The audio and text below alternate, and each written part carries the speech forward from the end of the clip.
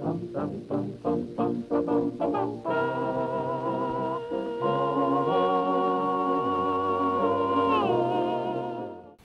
kasabihan, kapag lahat daw ng inchik sa buong mundo ay umihi ng sabay-sabay, malulunod daw ang buong planeta. Sabi ko, inchik ka ba? Hindi. Ihi lang ako eh. Uminom ako ng buko.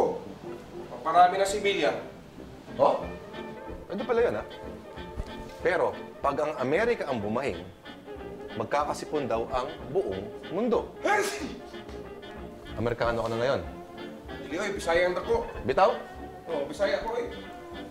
Pero sa lalim at haba ng magkakabuhol-buhol na kasaysayan ng Pilipinas at Amerika, mukhang hindi lang sipon ang meron tayo. Meron tayong pneumonia o kaya tuberculosis. Tandaan na ang Pilipinas ang kauna-unahang kolonya ng Amerika. Pilipinas ang kauna-unahang biktima sa nooy lumalaking imperyo ng Amerika. Tayo ang original na Vietnam.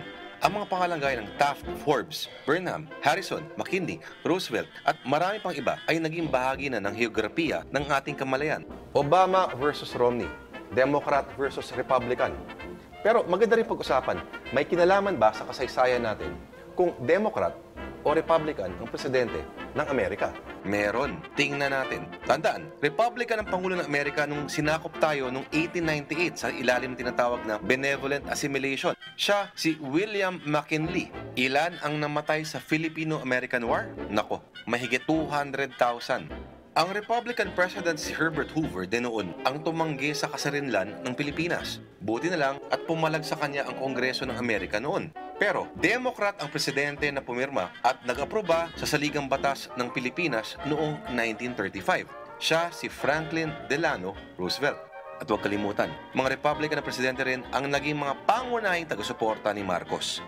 Tandaan, ang martial law ay may basbas ni Richard Nixon, isang Republican. Si Ronald Reagan, isang Republican, ay naging taga-suporta din ni Marcos hanggang sa huli. At si George Bush Sr. na nooy Vice President ni Reagan ay dumalaw pa sa Maynila noong June 1981 at binati si Marcos for his adherence to democratic principles. Ang anak naman niyang si George W. Bush na tinatawag ng maraming kritiko na isa sa mga pinakamalalang presidente ng Estados Unidos ay isang Republican din. Sa ilalim ni Bush, inilunsad ang mga digmaan sa Afghanistan at Iraq. Sa palusot na meron daw itong mga tinatagong weapons of mass destruction. Wala naman.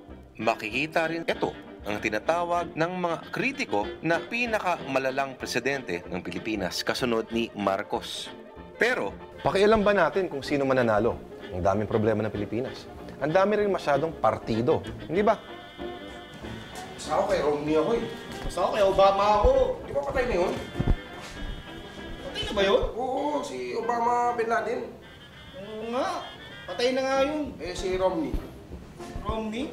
Yung kalab din ni ano? Oo, Michelle Cruz. Oo. Kababayan natin yun. Tara tayo! Tara.